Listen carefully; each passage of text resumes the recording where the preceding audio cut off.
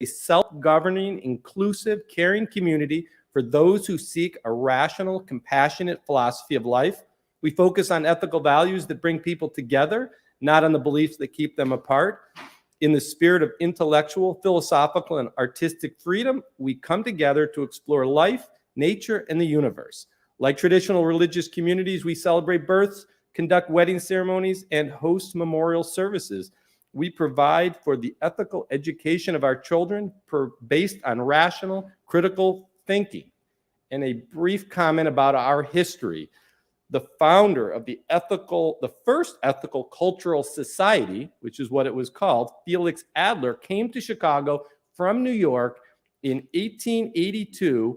He gave a lecture series which drew large crowds, and subsequently the founding of the second ethical cultural society, which is now where we are and called the Ethical Humanist Society of Chicago. So thank you and welcome.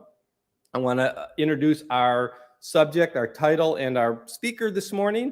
The summer series is generally given by our own members, and today is no exception. So the title of the program today is Bonnie Prince Charlie, Hero or Fool? The Charles Edward Stuart, also known as Bonnie Prince Charles, was a colorful character in the mid-18th century. He led an uprising that threatened to overthrow the existing British monarchy and restore the Stuarts, who were exiled in the Glorious Revolution of 1688.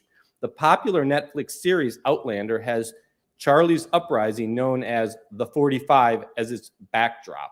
Our speaker is a longtime member. John Ungashick has been a member of the society since 2001. He's given several summer programs in the past years on a variety of topics. He graduated from the University of Dayton in 1969 with a BS degree in accounting and awarded a CPA certificate in 1972. In addition to his formal education, he's always been an avid reader, especially of history and political biography. He retired in 2013, and since that time spends the winters in Florida with his wife of 49 and a half years, Judy.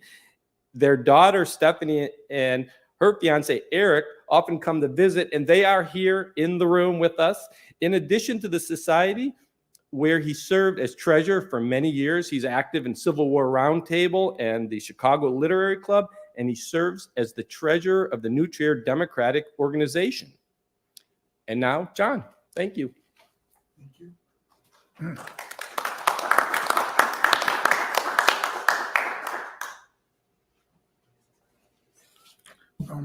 I'd like to welcome my family here, Judy, Stephanie, and Eric.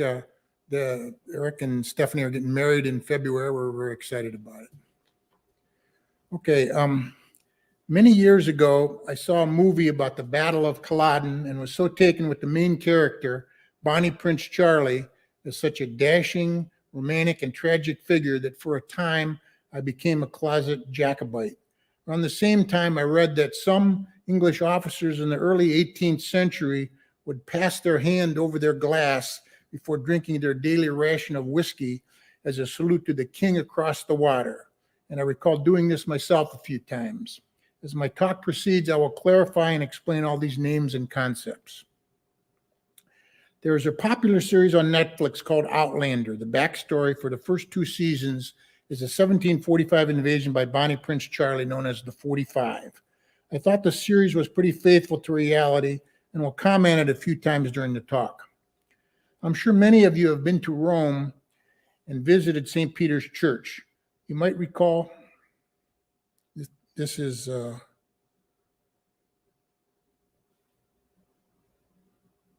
this working? Okay, this is what, and you will recall the statue of Constantine the Great on the outside of the main door on the left side. There are many monuments inside the church, but the very first monument you will see when you enter this door is for Jacob III, Latin for James, hence his followers are called Jacobites. King of England, Scotland, and Ireland. Of course, there never was a real James III, but this man is often called the Old Pretender, and it's interesting to note that the cost of the monument was partly paid by George IV, the reigning King of England at the time, and the grandson of James' mortal enemy. In 2013, I took a vacation to Scotland and Ireland and visited the Culloden battlefield.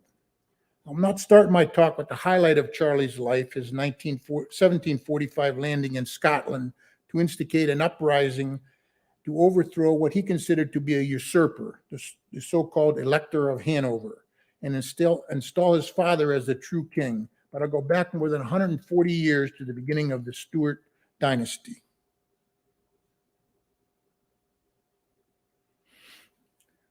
When Queen Elizabeth I died in 1603, the crown passed to her nearest relative, King James VI of Scotland, who was the great-grandson of Margaret Tudor, daughter of the English King Henry VII, who was also Elizabeth's grandfather.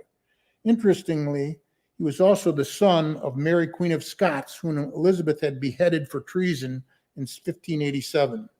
James was crowned as James I, King of England and Ireland, but also retained his title as King of Scotland.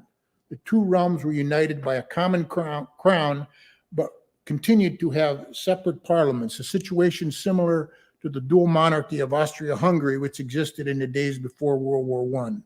Elizabeth was the last of the Tudor dynasty, while James inaugurated the Stuart dynasty. When James died in 1625, his eldest son, who took the name Charles I, became king. Charles believed in the divine right of kings and felt that any parliamentary interference against his wishes was a sin against God. Conflict with Parliament was inevitable, and after a long series of disputes, Charles fled London and raised the royal standard at Nottingham in August 1642, and thus began the English Civil War. At first, the royalists were successful in the war, but after the parliamentary side identified a brilliant military leader in Oliver Cromwell, who reorganized the army, they overwhelmed the opposition and forced Charles to sue for peace in 1647. However, Charles had no intention of acceding to Parliament's demands, and he secretly plotted with the Scots. He agreed to impose, or at least encourage, Presbyterianism on the English in exchange for a Scottish army. The English had no intention of adopting this alien creed, and after Cromwell defeated the Scots, Charles was captured and put on trial for treason. This was a tricky situation since treason was defined as plotting against the king. How could Charles plot against himself? Cromwell and his cohorts finessed this issue and the trial went on. Charles was present throughout but declined to take part as he refused to recognize the court as legitimate. He was found guilty, and even though there was limited support for executing him, Cromwell, with the army at his back, strong-armed the court to vote for death, and Charles was duly executed in January 1649. Charles' eldest son, then in French exile, quickly declared himself to be Charles II, the rightful king, and stirred up plots to overthrow Cromwell, but they came to naught. Cromwell ruthlessly suppressed all opposition, including an Irish revolt, which was bloodily put down in 1652. Memories of the massacres which followed are still a bone of contention for the Irish and were a factor in the centuries-long Irish opposition to English rule. At first, Cromwell worked with what was called the Long or Rump Parliament, which was still sitting even though it had first been elected way back in 1640. Tensions between the two sides escalated until April 1653, when Cromwell used the army to dissolve Parliament and essentially ruled as a military dictator. He used the term Lord Protector until his death in 1658, when he was succeeded by his son Richard Cromwell. Richard did not possess his father's charisma or the unquestioned loyalty of the army. In addition, the country had tired of the religious extremism espoused by the Lord Protector and his supporters, and a movement developed to restore the monarchy. General Monk, one of the leaders of the army, began a correspondence with Charles II, and this culminated in his restoration in 1660. The Rump Parliament was dissolved, and Charles called for new elections, which not surprisingly returned a strong royalist majority. Charles was not vindictive and attempted to mitigate the backlash against those who killed his father, but a mini persecution was inevitable, and it included digging up the corpse of Oliver Cromwell and ceremoniously beheading it. Charles II was not as committed to his father as in the concept of divine right, and he got along fairly well with Parliament. In fact, the new king's main concern was his own personal pleasure, as he had a string of mistresses, fathered at least 12 illegitimate children, and was known as the Merry Monarch. However, his wife, Catherine of Braganza, a Catholic from the Portuguese royal family, was unable to produce an heir. Charles was strongly encouraged by his advisors to divorce her and marry his longtime mistress, the Duchess of Cleveland, and thereby legitimized her son, who had been created Duke of Monmouth and was very popular in the country, but Charles refused.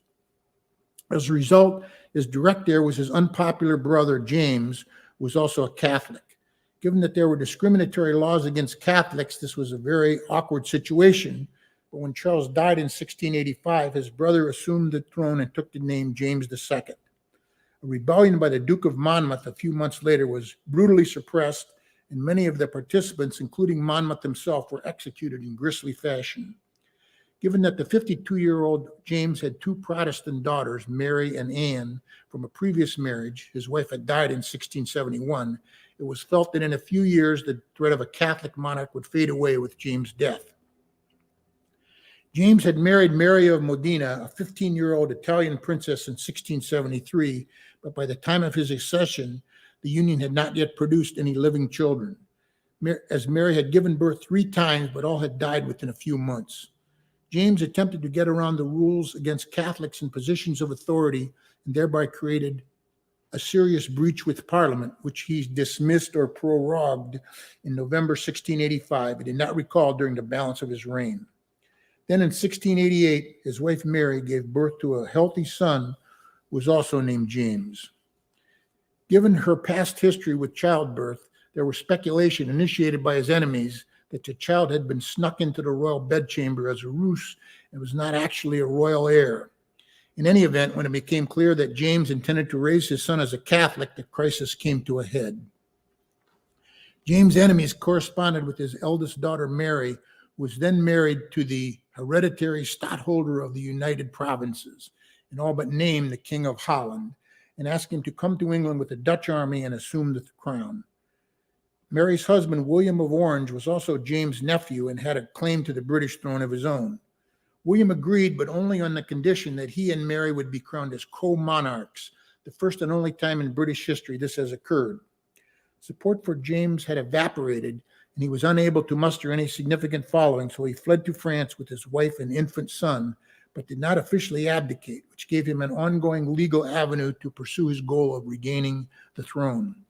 This episode is known in history as the Glorious Revolution, as looked upon by most historians as a great chapter in the march of human freedom, equivalent to the Magna Carta, as the concept of royal absolutism, at least in Britain, was dealt a mortal blow.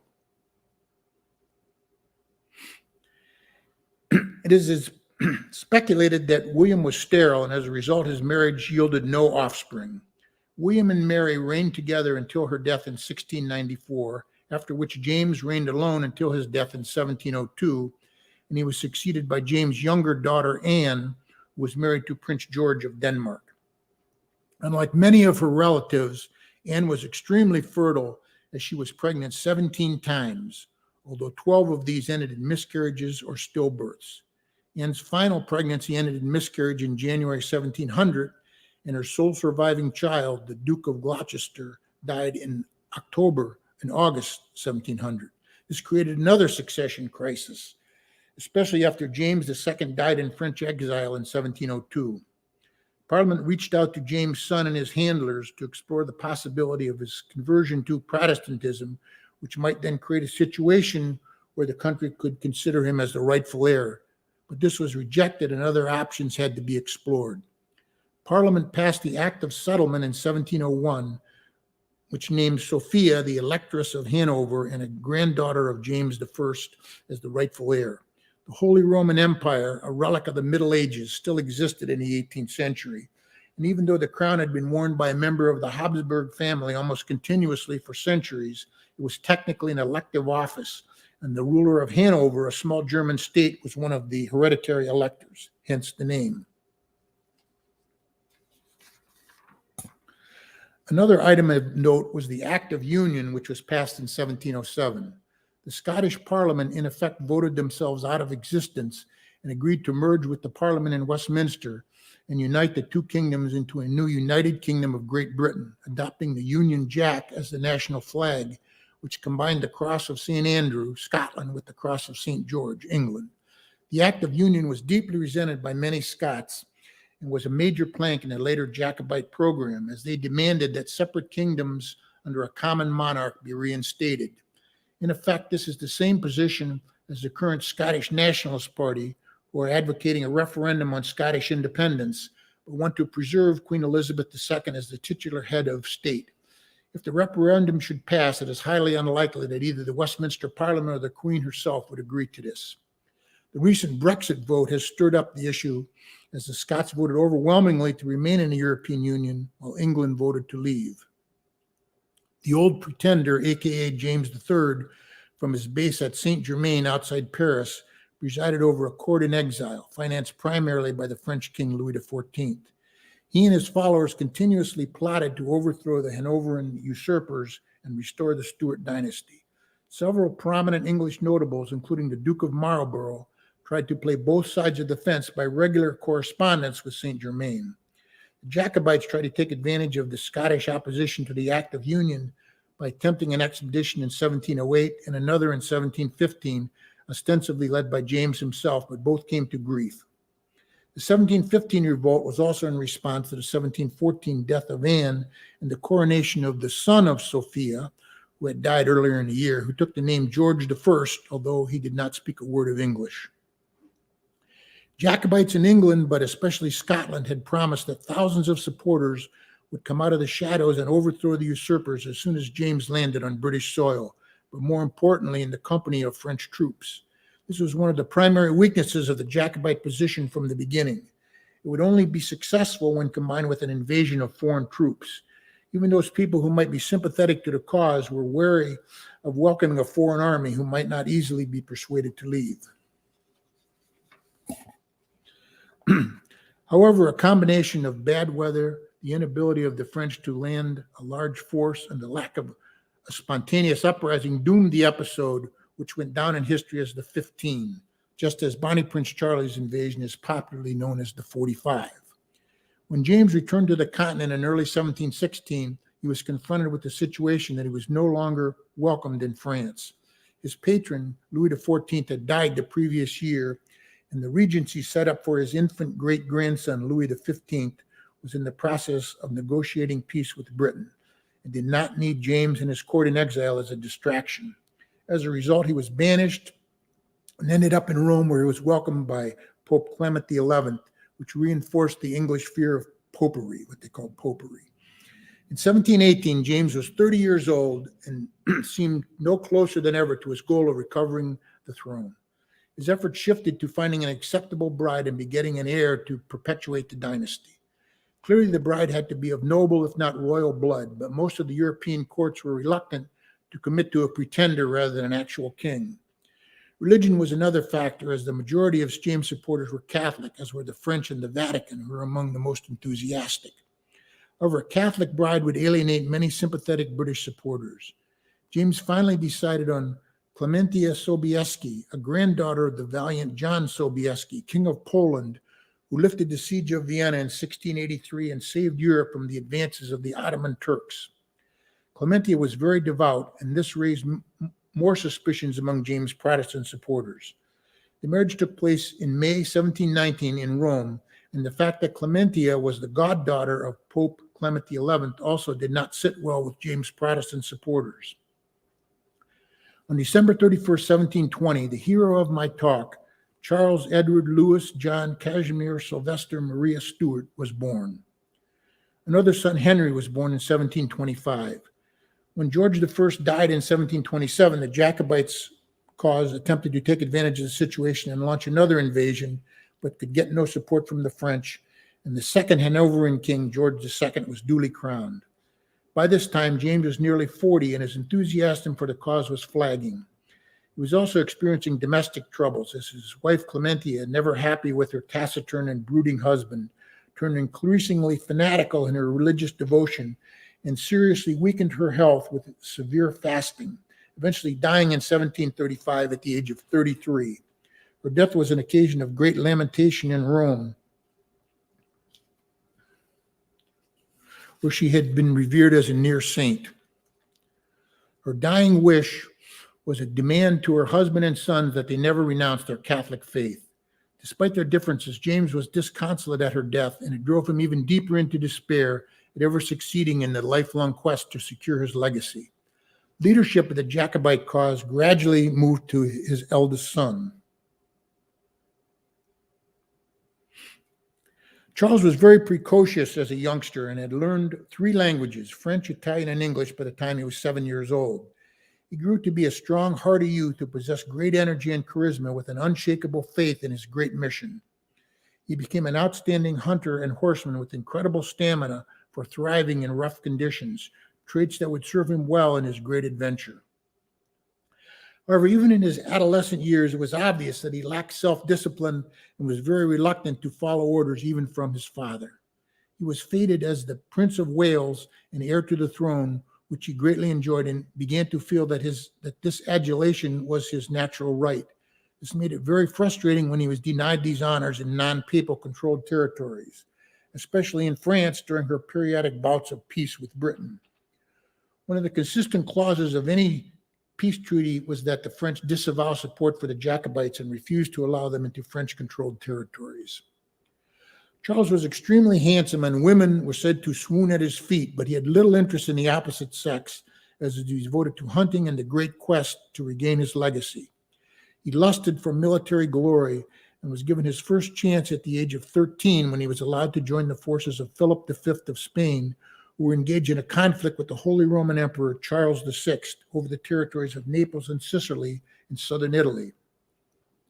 He did come under fire and showed himself to be fearless and greatly impressed his host with his courage and bravery, which inflated his already outsized ego. James' younger son, Henry, adored his older brother, but the two couldn't be more dissimilar in character and temperament. Although Charles had a great affection for the opera, he had little appreciation for any aspect of art, literature, or other normal leisure pursuits of his class. Henry, on the other hand, was the exact opposite. He was a great patron of the arts and gloried in the kind of activities beloved by the aristocratic circles in which he moved. In addition, Henry took after his mother in his devotions to the Catholic faith. He often attended several masses each day and set aside large parts of his day to silent devotions, even when this activity was at the expense of planning and discussing the Jacobite cause. In later years, this would cause serious problems. As Charles advanced from boyhood to adulthood, he focused more and more on his historic mission. During the gaps between his plotting, he threw himself into an orgy of hunting and horseback riding, often rising at dawn and actively pursuing these activities until dusk. However, according to his father, he had not developed the depths and moods of adulthood. He remained a sunny, irrepressible boy, infectiously positive, yet without the dignity and weight of burgeoning maturity. The British victory in the Battle of Deddington in June 1743 infuriated Louis XV and made him more sympathetic to the Jacobite entreaties for another invasion to be followed up by a general uprising in Britain. Plans were drawn up for a landing to take place in 1744, and for a time being, things proceeded according to plan, with Charles as a designated leader of the expedition. On January 9th, 1744, Charles rose early to embark on another day of shooting, but this was a ruse, and in taking just a few loyal followers and assuming an alias as Don Biaglo, an Italian officer in the service of Spain, he made his way to France, dodging English spies all along the way. However, upon his arrival in Paris, he discovered that the French were having second thoughts, and the invasion plans were nowhere near complete. Plus, the English had been alerted to the plot and began to take countermeasures.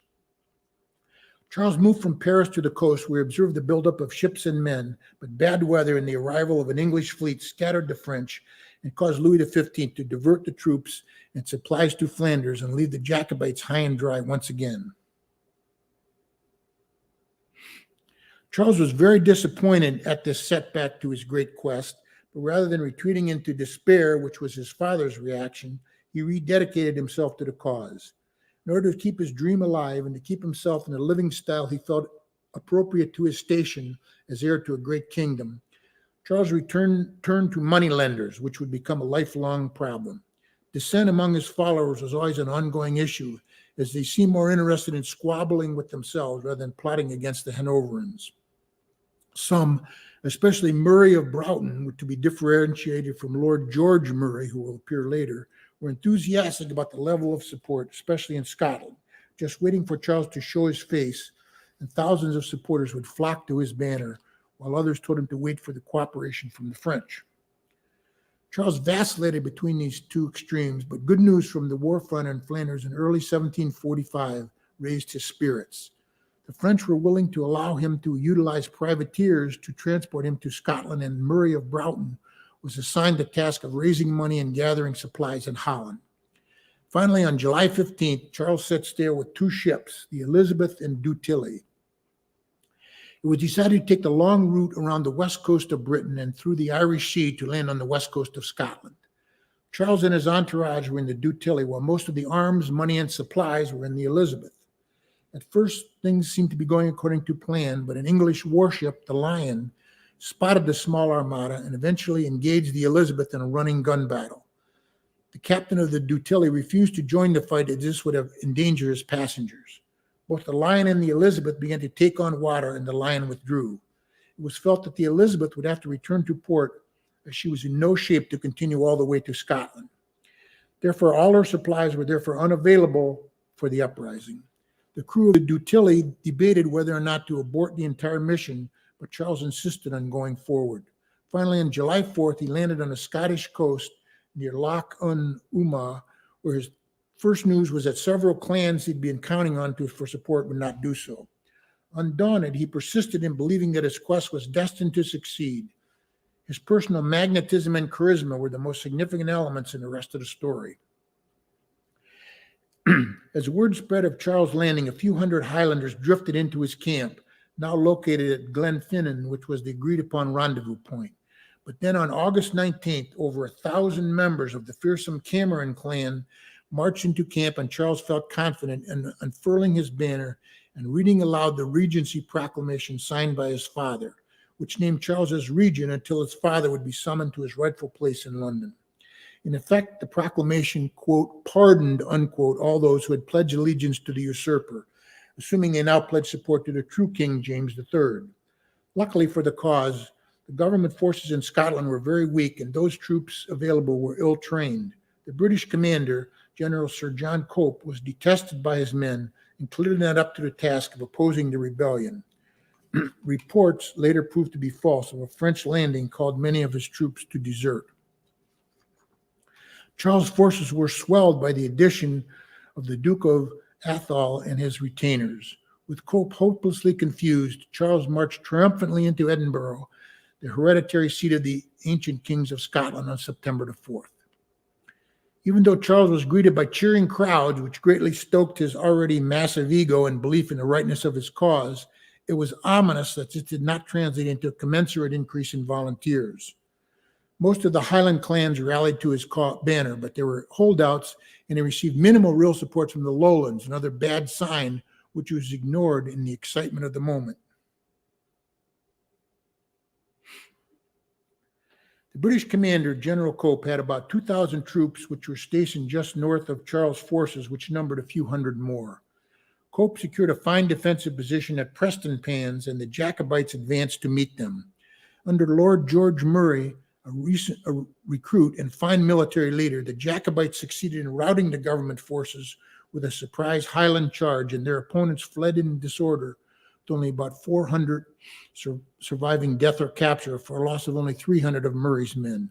Jacobite morale was now at its peak, but a serious decision had to be made as to what comes next. Charles had now secured almost all of Scotland, and new recruits swelled his army to about 5,000. One option was to secure his base, gather more troops and supplies, wait until spring and the hoped-for French landing, then move south. However, to the impetuous Charles, this was anathema, and with the encouragement of his more hot-headed supporters, such as Murray of Broughton, he decided to head south and invade England proper. Lord George Murray was violently opposed, and thus began a serious rift with Murray of Broughton and his followers, a flaw which deeply impacted the ultimate fate of the cause. On November 9th, with winter rapidly approaching, a factor not properly taken into account by the hotheads, the Jacobite force crossed into England and easily captured the city of Carlisle, and pressed southward against meager opposition, passing through Manchester to reach Derby, only 100 miles from London. Panic overtook the royalists, and plans were put into place to evacuate the government, and orders were rushed to Flanders to recall troops to defend the capital. Wild rumors of a French landing on the Kentish coast added to the chaos and the sense of pandemonium. It was early December, and serious decisions as to future action had now had to be taken. The Duke of Cumberland, the second son of George II, commanded 10,000 troops and was within striking distance of Charles' army. Some Highlanders were upset at moving into England as they had joined up only to defend Scotland, and desertions reduced the Jacobite force to around 4,000. The hoped-for volunteers had not yet arrived to augment the invaders, although certain of Charles' advisors insisted it was just a matter of time. Winter weather was approaching, and the tenacious Jacobite supply system was breaking down. A lack of discipline in the ranks meant that men looted nearby farms and villages for food and other supplies, which did not endear the inhabitants to the Jacobite cause. If I could digress for a moment, in the opening comment it was mentioned that I took a vacation to Scotland and Ireland in 2013. Culloden was one of the stops on the tour, and in the half hour or so prior to our arrival, the tour guide filled us in on the situation leading up to the battle. He made 3 errors of fact, only one of which was material, but then expressed an opinion with which I seriously disagreed. He stated that Charles', quote, good advisors, unquote, encouraged him to press on to London, while the, quote, bad advisors, unquote, advocated a retreat back to Scotland. Even Outlander, which is relatively favorable to Charles, accurately portrays this meeting as a leadership and agreement upon a retreat. Especially since the rise of the Scottish Nationalist Party in the last 25 years or so, Bonnie Prince Charlie has been rehabilitated as a folk hero, almost on a par with William Wallace of Braveheart fame. The character of Gillis Duncan in Outlander is a perfect example. Therefore, many Scots, including possibly the tour guide, mythologize him and his invasion, overlooking any unpleasant alternative facts.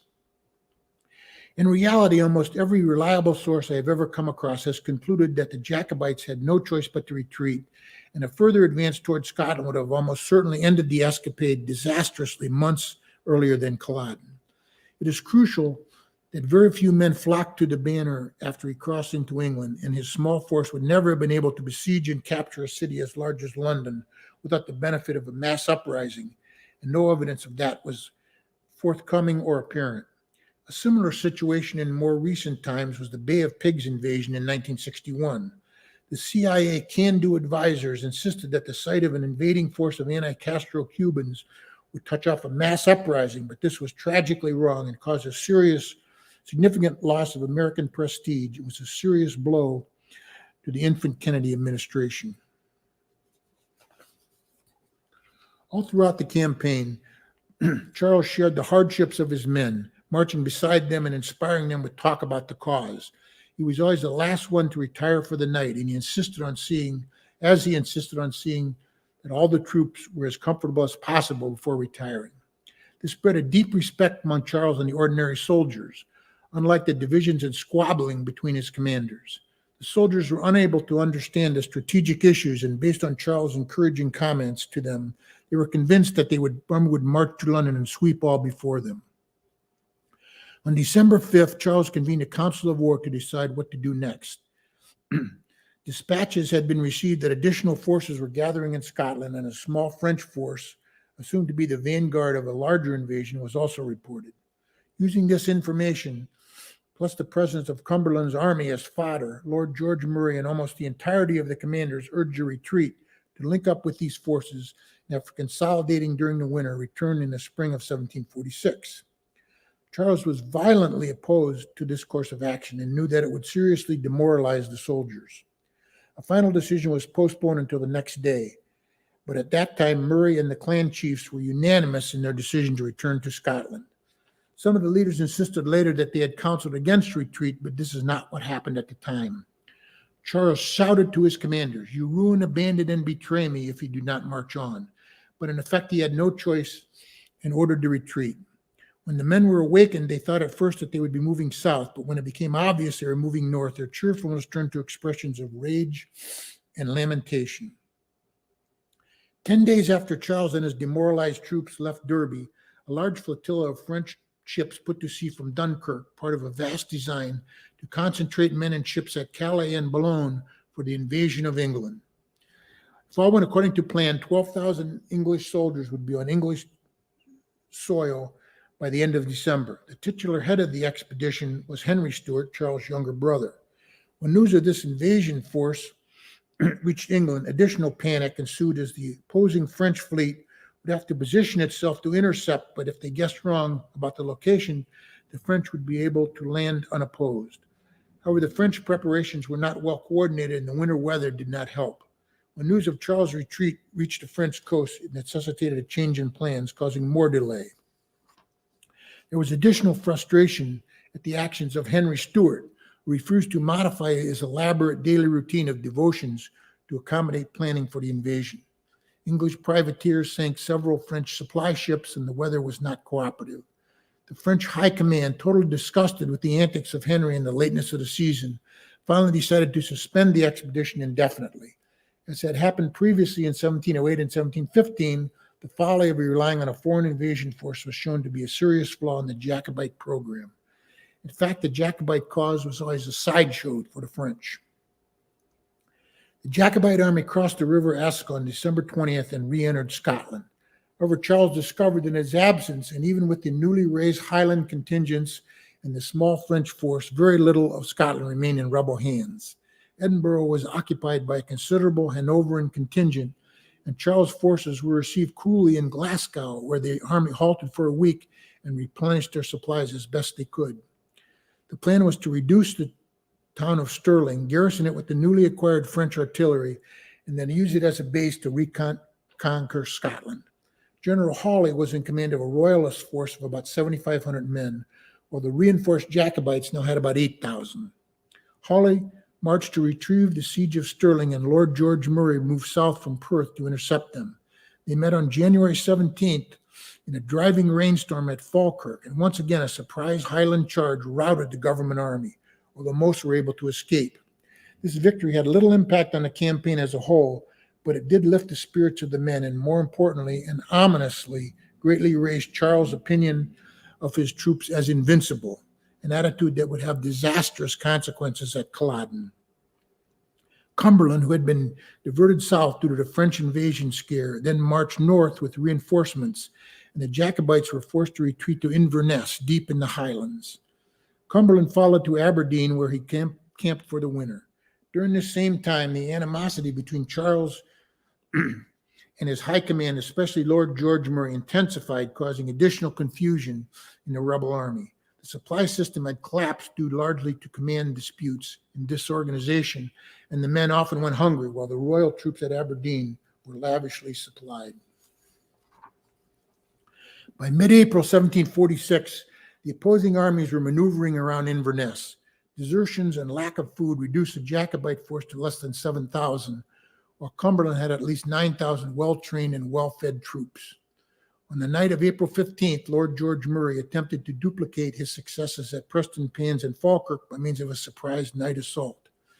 However, abysmal coordination between his subordinate commanders meant that his forces were still several miles from the British lines at daybreak, ruining the possibility of surprise, and the Jacobites retreated in despair. Upon arriving back at their camp on Culloden Moor, the troops hadn't eaten in almost 2 days and were exhausted from lack of sleep. Murray had argued strenuously against Culloden as a battlefield, as its open plain afforded great lines of sight of the vastly superior British artillery. But Charles felt that his men were invincible, and the open area would facilitate the fearsome Highland charge. Another complicating factor was the weather, as a driving rain combined with sleet was blowing directly into the faces of the Jacobites, and the ground was sodden. All this was a prelude to disaster. When arriving back at Culloden, the army hoped for a respite to give some rest, but after just a few hours, the Duke of Cumberland's army was sighted, and the Jacobite force was quickly mustered into a makeshift line. This exacerbated the divisions among the clan leaders, as the powerful MacDonald clan insisted on their rightful place of honor on the right flank, but there was no time for this. They were placed on the left and were quite upset about it. The artillery on both sides opened up about 1 o'clock, and within 15 minutes, the Jacobite guns, manned by amateurs, were silenced by the superior British weapons. The open moor afforded a wonderful line of sight for the Hanoverians, and the Jacobites became enraged at taking casualties and being unable to respond. When the British guns switched to grape shot, a lethal rain of leaden balls and nails, the men could stand it no longer and spontaneously charged the British lines. Due to the wet ground, the Highland charge became concentrated on just a small portion of the British line, exposing them to enfilading fire which devastated their ranks. Even though Culloden is one of the most famous battles in British history, it was also one of the shortest and most one-sided. The actual combat only took about 20 minutes, and the Royalists lost less than 1,000 men, while the Jacobites were completely routed, suffering casualties of more than 2,500. Charles had to be led from the field as he vainly attempted to rally his invincible soldiers. As fearsome as the Highland charge might have been, the key element of surprise present at Prestonpans and Falkirk was utterly lacking at Culloden.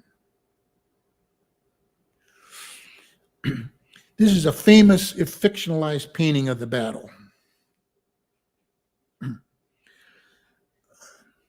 Here is a picture of me at the battle site in 2013. I was there in late September, and the Highlands get very cool at that time of year. The site is filled with signs designating the exact site of the various units and leaders. I found the site where Cumberland stood, but was unable to find Charlie and finally had to retire because of the cold. I found out later that since I was on the Royalist side, Charlie had stood on the other side, so I missed where he was. In the aftermath of Culloden, Cumberland proceeded with the so-called pacification of the Highlands. All those believed to be rebels were summarily executed. Rebel settlements were burned, and all the livestock confiscated. Over 100 Jacobites were hanged, and scores of women and other non-combatants were imprisoned and then sent to London for trial, but many died on the way. This earned the British commander the nickname of Butcher Cumberland, but his actions decimated the traditional clan system in the Highlands and made another uprising highly unlikely, as many of Charles' troops had been commandeered against their will into the army by order of the clan chiefs. Though it did not become obvious for several years, in reality, Culloden was the death knell for the Jacobite cause, as no serious uprising ever again occurred. Charles' increasingly bizarre behavior, which I'll discuss below, disheartened his dwindling group of supporters. Charlie evaded capture for 4 months, and his ventures became the stuff of legend as he was spirited around the Highlands, always one step ahead of the pursuers. Despite a reward of £30,000, he was never betrayed and eventually linked up with a French frigate and arrived back in France in September. When reporting to his father, he blamed everyone but himself, but especially Lord George Murray and his brother Henry, who he accused of not pushing hard enough for a French invasion. Bonnie Prince Charlie was the quintessential one-hit wonder. He was 24 years old when he first landed in Scotland and 25 at the time of Culloden, but spent the rest of his life in a long, slow decline into drunkenness and debauchery. At first, he was lionized on the continent, especially in France, as a dashing but ultimately unsuccessful hero, and he gloried in this attention. In order to preserve his princely lifestyle, he again turned to ravenous moneylenders. He made a visit to the Spanish court, attempting to convince King Ferdinand to sponsor another invasion attempt, but this was met with incredulity, and Charles left in a huff.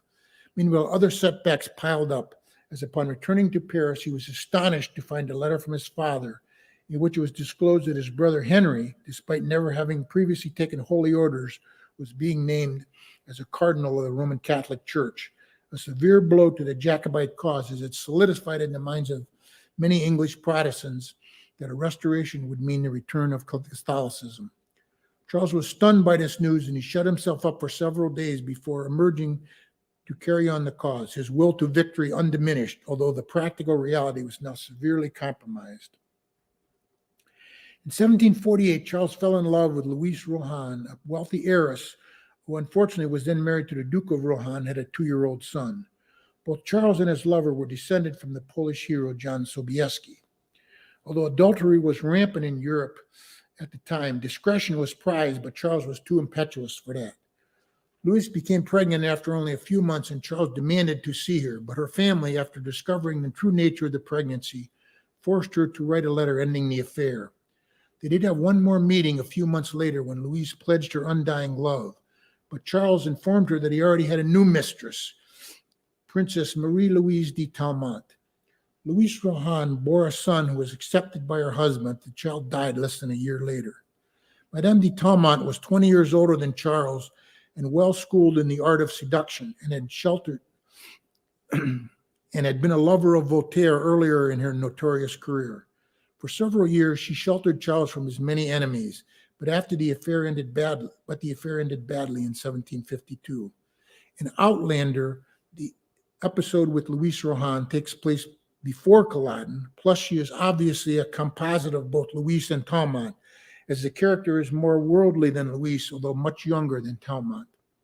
The peace treaty signed in 1748 obligated France to divest themselves of the Jacobites, and Charles was hounded before finally leaving in late December.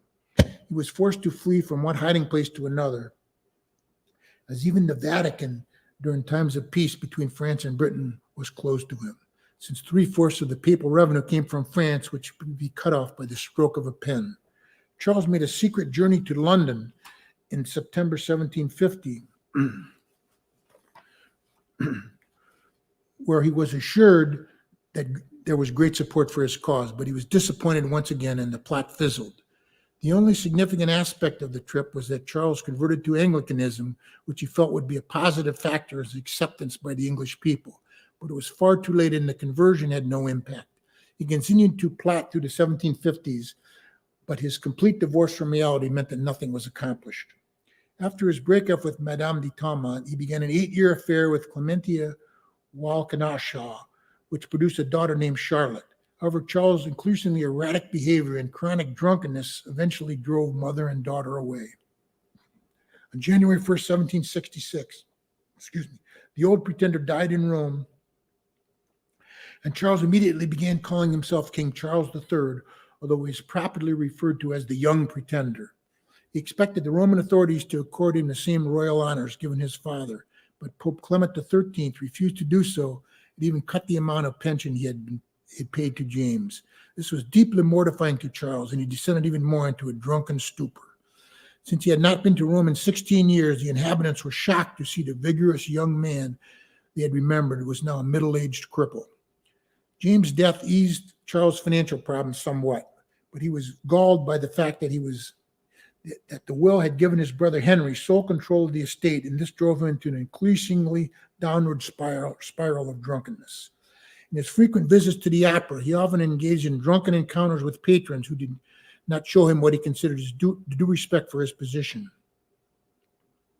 Then in 1772, he finally decided to marry and chose a 19-year-old named Princess Louise of Stolberg-Gedern, whose father was a prince of the Holy Roman Empire.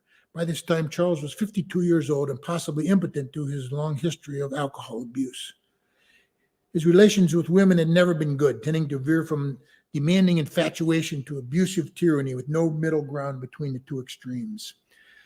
The toll this took on his young and vivacious wife was enormous, and she sought solace in several adulterous affairs, which enraged Charles even more. Finally, in 1780, Louise fled to the sanctuary of a local convent and then later moved to Rome, never to see Charles again. At this time, when his fortune were at their nadir, his daughter Charlotte re-entered his life and provided some solace in his last years. The one title which Charles was accorded near universal recognition was the Duke of Albany, and he bestowed it upon Charlotte, who was known as the Duchess of Albany. Shortly after his 67th birthday, he suffered a stroke and died on January 31st, 1788. By this time, he had become a legendary figure in Scotland, where songs were sung about his exploits, which would outlast his unsavory reputation in Italy. In the popular mind, he had come full circle, from youthful hero to aging debauchee to deathless, eternally youthful hero once again. Here are portraits of Charlie in his youth and his old age. Quite a difference. Thank you.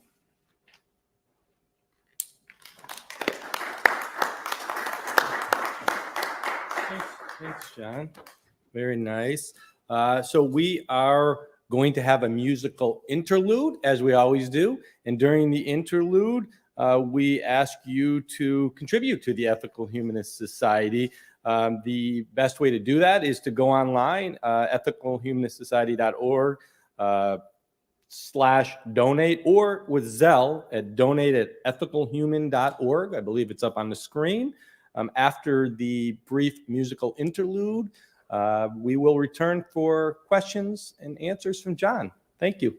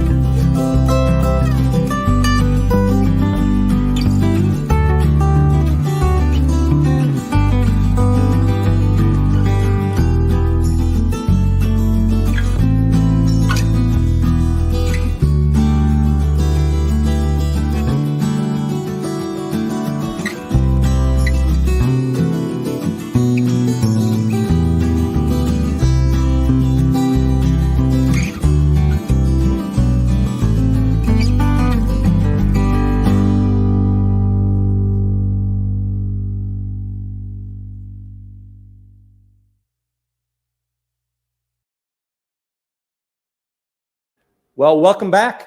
Thank you for listening this Sunday morning. We're listening to John Ungashick talk about Bonnie Prince Charlie. And so if you have questions, please submit them online through YouTube. It's on the screen, correct? So you can ask questions. We have a few questions lined up. They come to me on my phone, and I'm going to let you know the first question is wondering if you, meaning John, are most interested in Scottish and British history, or if you're just as interested in other regions of the world. My interest in history is pretty eclectic, and I've always considered myself something of an Anglophile. I've read quite a few books about Queen Victoria.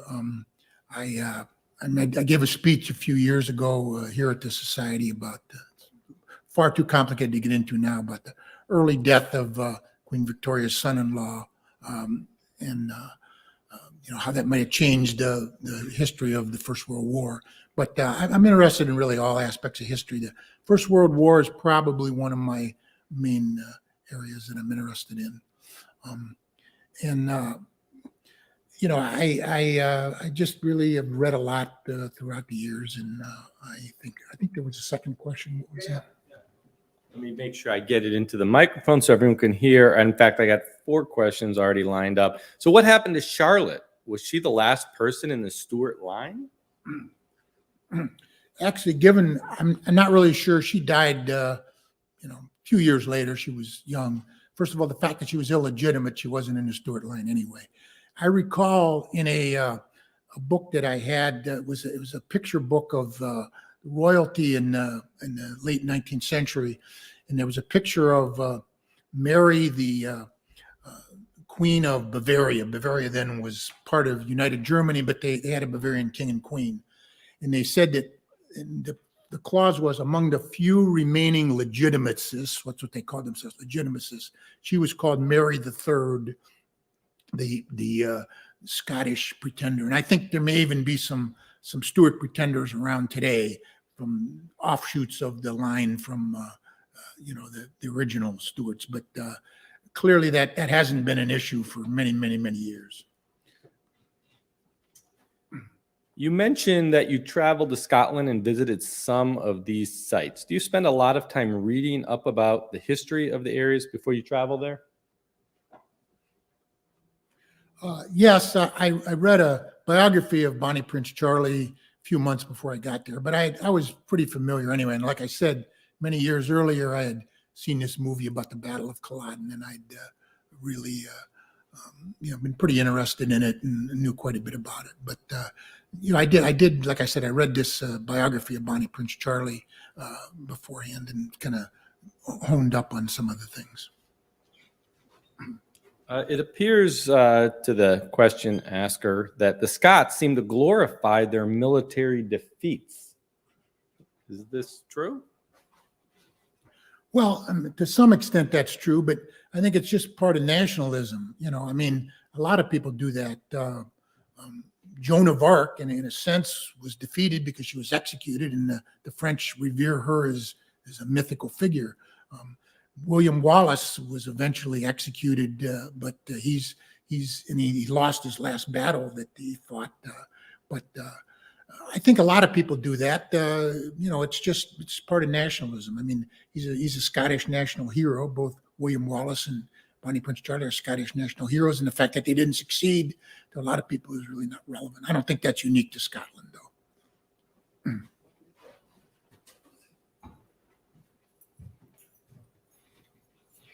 Thank you for your talk, John. I've got a couple of questions for you.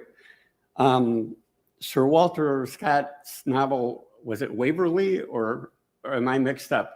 He wrote, I wondered if you were familiar with it. He wrote a novel with 1745 as the backdrop, also Kidnapped by Robert Louis Stevenson.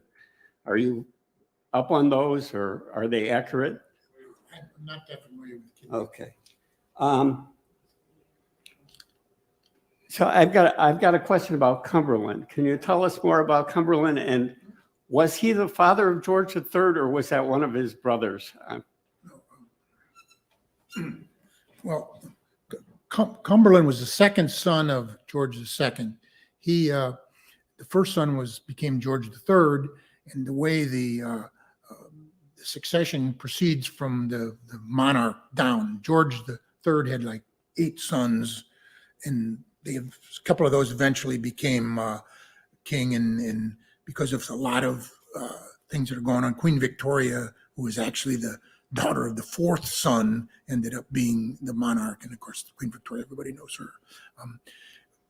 Cumberland actually, I remember a statement was made one time that Culloden was the only victory that Cumberland ever had in his military career, and Culloden was the only loss that Bonnie Prince Charlie ever had in his military career. Now that's a little distorting, but Cumberland had served in the wars on the continent and not been very successful. But he was the victim of, or not the inheritor of a very good situation at Culloden, and he was successful. But the Scots detested Cumberland because, like I said, he was pretty rigid in rooting out the Jacobites after Culloden. And I think in this TV series Outlander, they portray that a little bit, that that some of the people suffered quite a bit after that. And like I said, the clan system was pretty much destroyed. But Cumberland was just another royal son, but the fact that he wasn't in a direct line of succession means that he never became king. So the Scots had supported Charlie. Why did they accept his generalship? And what other political factors motivated the Scots? Were they concerned about taxation or did they just dislike the Hanover regime, or were there other things going on? Well, there were several factors. One of them was religion. A lot of the people, a lot of the followers of the Jacobites were Catholic, so that was a factor. Not the only factor, but a factor. They resented the Act of Union in 1707, where Scotland essentially disappeared as a unique country. Or the Scottish Parliament dissolved itself, and they wanted to reinstitute an independent Scotland. And just kind of in general, Scottish nationalism. The memories of Robert the Bruce and William Wallace. It was just part of nationalism and nostalgia. And they just didn't like the English. These certain groups didn't like the English. I mean, there were the Lowland Scots, did very well in most of the great Scottish, people such as some of the philosophers and the economists, etc., come from Lowland Scotland. Highland Scotland are more kind of rough types, but it was basically a factor of Scottish nationalism and nostalgia.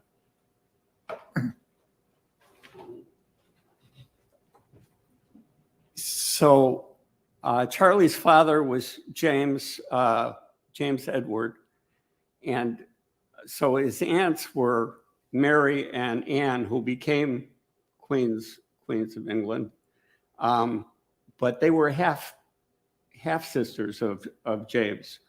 Can you review that family for me? Okay.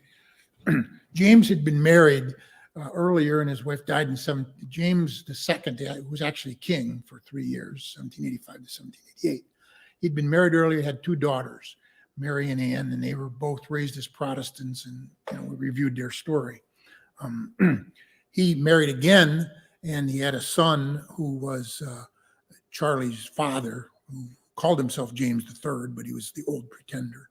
So actually Mary, I don't know what actually you would call it in terms of maybe aunt by half aunt, or whatever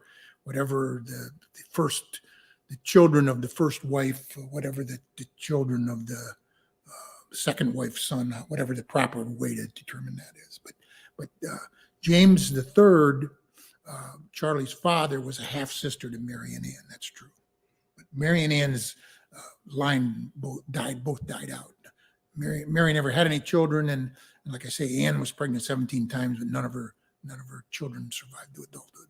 So they went all the way back to a descendant of James I, which had married into the German, the House of Hanover. That's why this is a little bit of an aside, but the English royal family is really more German than it is English.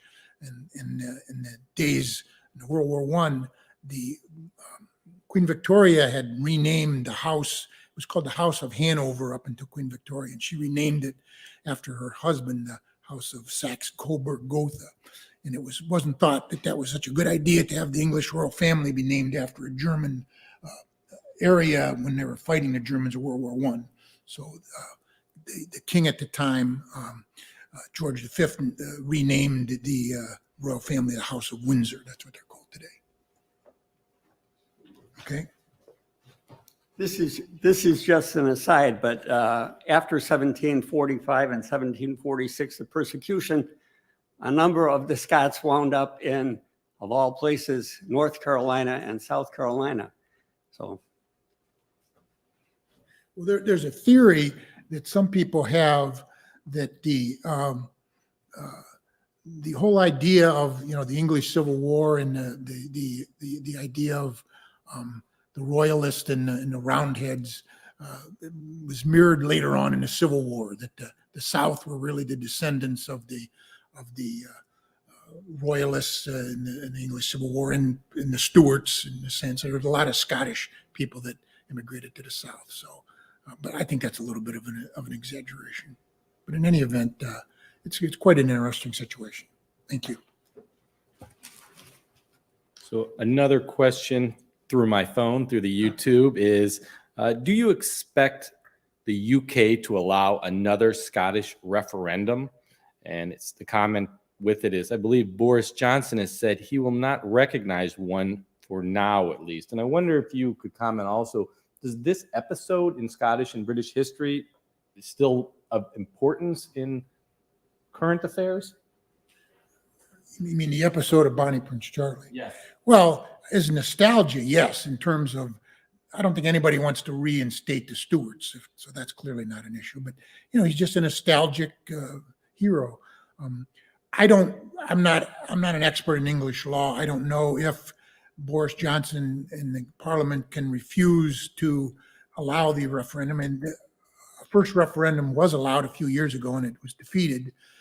Exactly what the legality is of allowing or not allowing a second referendum, I don't know. I think the whole situation with Brexit is really made it much more complicated and given the nationalists a little shot in the arm. I think the nationalists are a little naive in that they just assume that they'll get right back into the EU, and the EU has said that that's not the case. They have to apply for admission just like anybody else would. They're not automatically going to be granted admission into the EU. So it's a very, very complicated situation. What the legalities are as far as whether Boris Johnson can refuse to accept the referendum, I really don't know. I'd have to be an expert in English law to know that. Well, thank you, John. Those are the questions I have online. I don't think we have any more here. And so I'm going to wrap up with some announcements, which are going to be projected. And there they are. Our next community chat will be this Wednesday, August 25th, beginning at 7 p.m. We'll share friendship issues of the day, fun in a caring chat room. Join us to connect and appreciate and enjoy each other's company. So find the link right there at ethicalhumanistsociety.org/activities. Today's presentation concludes our summer program season. Thank you all for our speakers and our volunteers who've worked to make these programs possible, our fantastic AV department, and our unsung behind-the-scenes celebrities, at least to us, done a fabulous job. You can see these recordings from the summer and past programs on our YouTube channel. Our fall program series begins on Sunday, September 12th. It's in 3 weeks. The linguist Erica Okrent and illustrator Sean O'Neill presenting Highly Irregular, the Weirdness of English Explained. We will begin to welcome back a small and fully vaccinated, emphasis fully vaccinated if you want to come back, live audience, while continuing to live stream on our YouTube channel, pulling off the near impossible hybrid performance. Check our website for the next couple of weeks for more info on the schedule and the policies for attending. For more details on these and any other activities, see our website at ethicalhumanistsociety.org. Connect with us on Facebook and Twitter, and subscribe to our YouTube channel for videos of past speakers and future streaming programs. And a final note before we sign off, those who cannot remember the past are condemned to repeat it. Thank you. Great job today. Thank you. Good job.